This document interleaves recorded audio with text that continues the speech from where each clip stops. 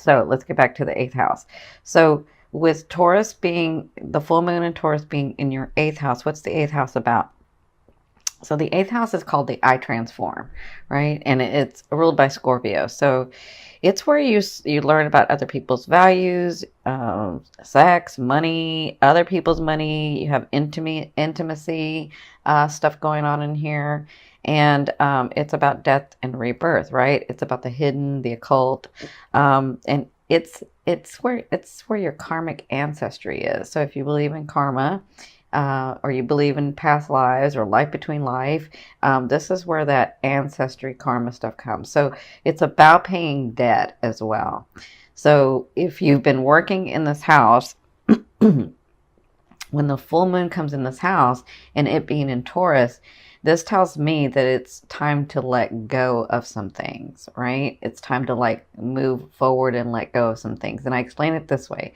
If you've never seen me, what happens is within our whole self, our higher self, our whole being, we can accept and have unlimited amounts of energy run through us. But in this physical state, in this realm, in this realm, in this vibration, we can only have so much energy running through us because it's this physical state, right? So what happens is if we keep what no longer serves us, if we haven't gotten through some things, and some things we don't even realize we've kept for so long because it was a trauma from way back, right? And we've sort of moved on and we've sort of kept living life, but we still have that thing that we keep. So if it's something that no longer serves you, someone that no longer serves you, if it's any of that, you're keeping that in your energetic field. And when you do that, you can only have so much energy run through you. So you're keeping yourself from your blessings because you have all these other experiences, all these other possessions and things and people and situations that want to come to you, but they can't get through because you're holding on to this other stuff. So this is what the full moon in Taurus is telling me, that it's time to let go. It's time to let go of some things. Maybe some debt you're finishing up. Maybe, understanding other people's values and your values, where that correlates. Understanding your placement and your belief system about, just because someone else values something doesn't mean I have to value that. And then really understanding this person that came into my life or these things that came into my life, why they came in. Right. So this is telling me with the full moon in your eighth house, this is what's going to be going on in that day. Now, with the sun and the moon and Neptune trining, Neptune is the protector. Neptune is the fated and divine stuff. Neptune is Neptune helps. It's the hidden help that you don't realize you're getting, right? And so with this trine, whatever's going on between the sun and the moon, or especially the moon and Neptune is going to protect you. It's going to help you release and see a better way. And it could bring you gifts. It could bring you possessions. It could bring you love. It could bring you situations, right? But it is about, so if you have to let go of someone or have to let go of something, so let me just say this, you don't have to do anything. You have free will, right? But if you're wanting to get to those blessings, if you're wanting to get to those things that you've called to you, sometimes you have to let go of things so that your energetic field can take them in. So if you're wanting to get to those things that you've tried to create from your head and imagine and have a passion for, then this is going to help. Neptune is really going to help. And Neptune is going to bless you with things as well. So I feel like when I'm looking at this trine, I'm seeing that not only are you letting go, but you could possibly be getting physical stuff, physical manifestations, because Taurus is in there. So physical stuff coming from your eighth house. That's other people's money, right? That's that's other people's money. And so I feel like because it's the eighth house, it's transformative. So it will transform you. You'll go into this new phase of life when this happens. Okay.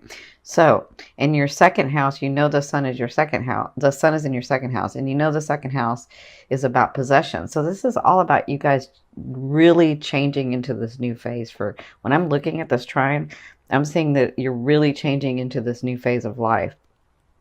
Which it's about time, because like I said, you guys had a hard year. So, over a year, it's like 13 months. That's a long time. So, with Neptune being in your 6th house, your 6th house is about your daily routine. Your 6th house is about your serving others. Your 6th house is about how you incorporate the way that you see that yourself in the world into your daily life, right? And so with your 8th, your 2nd, and your 6th lit up, I see that your life is really changing, and I see that you're going to get possessions and situations and people coming into your life where you're transforming this. Okay, so the full moon is going to be in effect for you for about 2 weeks. So just because you don't get something on that one day, excuse me, doesn't mean you won't get it in the next 2 weeks. But this is sort of what you're going to be working through, because remember, as you let go of things, you have more room in your energetic field for your blessings to come in, right? So congratulations. It's time for a lot of you. I know that you have something that's really, really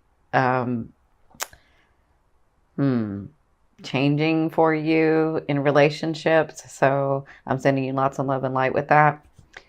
So let's get started with these cards. So what I've done is I've changed it up because you don't have that Gemini side. So what I've done is this is your emotional state, and this is like things that can come in or things that can happen that are fated, right? And then this is your physical state and advice from spirit, like what actions to take, what things to do, what's going to be coming in as well, right? And so this one is your romance, and this is your financial card. Okay, so this is your past, present, and future. And by future, I mean like the end of November into December. And it could be beyond that. It just kind of depends on you and your aspect, right? You have choices. You're conscious. You have free will, right? So in your recent past or in your past, you had, this was your like emotional state and things that you were doing and feeling. You have the Hermit. So it was like you got really centered. Because I kind of feel like you were doing what the Saggies did, was like, I know this stuff to be true, so why isn't it working? And everything that I do is not helping, and I don't know what to do anymore, right? And so at some point, you ran yourself ragged, and I can see you like running, and then finally just gave up, right? And got very centered. And then you realized, because when you get centered is when you get the news, or when you get the alignment, or when you get like the inspiration of like, oh, this is what I'm supposed to do, or this is what's supposed to happen, or maybe this is why it didn't happen, right? That's what I feel like went on in your recent past, where you just got centered, tired and centered, and then you had this epiphany, right? And so what happened was you had new beginnings, and they were very passionate, and they started going, and you're like, yes, I'm doing, right? And so listen, you guys know, if you've seen me before, wands do not fail at anything that they want to do. They just have to want to do it. So I felt like you started getting some things. I felt like you, like even, I can see where the last 13 months where you were like, I'm still believing, I still know this works, even though it's been so hard. Maybe it's for this reason, maybe it's for that reason. But when this started, you were like, yes.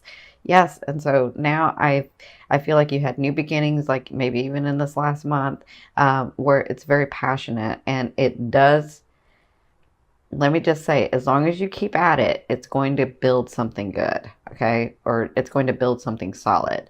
It's not going to fail, all right? So I'll say that. So in your present, this is you now.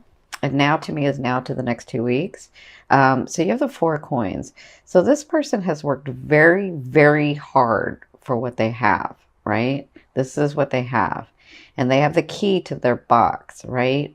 And so they are willing to sometimes share that, but they have ulterior motives, right?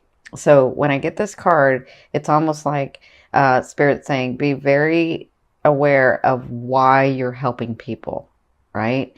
Plus, with your 8th house being activated, I feel like you might get help from people, even though you don't really want help. Like, you don't really go asking for help. You're pretty self-sufficient. So I feel like you might have these people or somebody come in and help you with a project, or in a situation, or with an issue.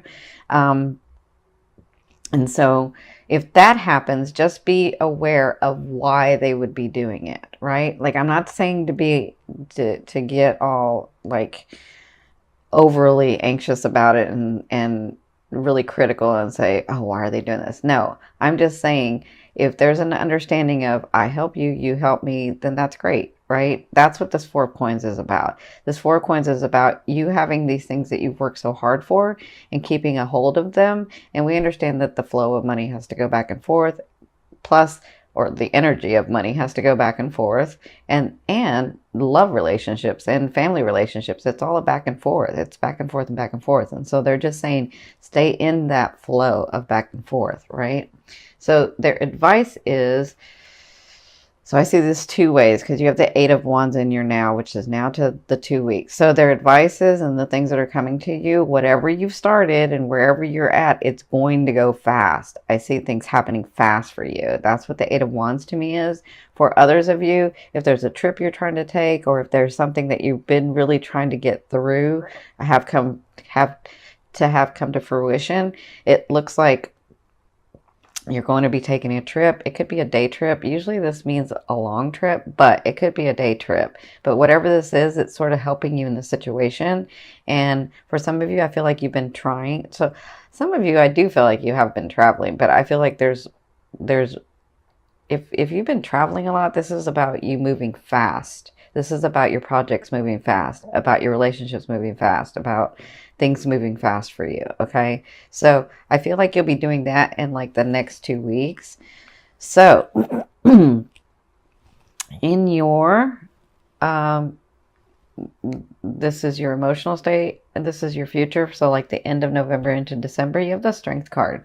So you're going to be dealing with all these things coming about and things actually happening fast, and because they hadn't for so long and now they're actually doing it, you're going to have to come, or you're going to be thinking about and dealing with coming to a place where, well, you do this beautifully, to a place where you are making decisions and dealing with groups and dealing with, you know, your loved one, or dealing with your family or whatever, dealing with people where you're trying to say, we can both have something good come out of this, right?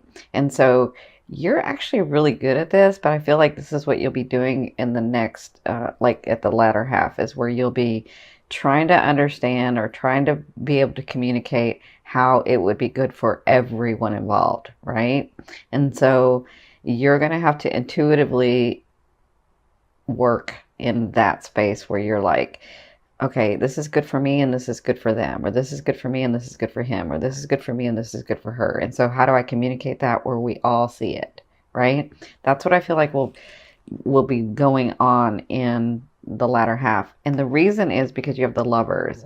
And so the Lovers to me doesn't necessarily have to be romantic. It could be if your romantic partner is in like your business with you, or your romantic partner is in your projects with you. I mean, this could be why you're dealing with them in here, but I have this here. This is your romance card. So this is to me, when it's not romantic, it's about soulmates. It's about two people coming together and learning lessons. And then once that lesson is learned, they have a 50% and you've got a 50% shot at staying or leaving, right? It's like when this type of person comes in, when your soulmate comes in, and they don't have to be romantic, it's up to you. I mean, when this person comes in, and it's a soulmate, it's about them helping you grow your soul in a way that it wouldn't have been grown any other way with any other person. It's just them, right? And you do the same to them. So that's why it's a 50-50 to me. So I feel like at the end of November and into December, you're going to be dealing with this person. So, and I feel like this is where this comes in, where you're trying to help that person see and yourself see, is this really good for both of us? And if it is, let's come to some sort of agreement. And I feel like this can be in your business. I feel like this can be in your work. I feel like this can be in your family. So it doesn't just have to be, I don't feel like if it's romance, it's because you're a romantic partner and you have a project together, or you have business together, or you work together. That's what I feel like. But that's what you'll be dealing with sort of at the end of November and into December. Okay, so this is your romance card. So This is a Three of Swords. This is about separation from a loved one, about separation, right? So the Three of Swords is telling me in the month of November, you're going to be dealing with separation. It doesn't have to be a bad thing, right?